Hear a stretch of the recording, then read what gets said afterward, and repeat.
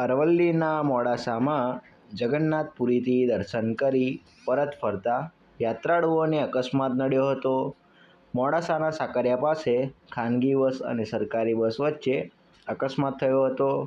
અકસ્માતમાં 3 જણાના ઘટના સ્થળ પર જ મોત થયા છે। 25 જણા ઘાયલ થયા છે। તમામ ઇજાગ્રસ્તોને સારવાર અર્થે હોસ્પિટલ ખસેડાયા છે।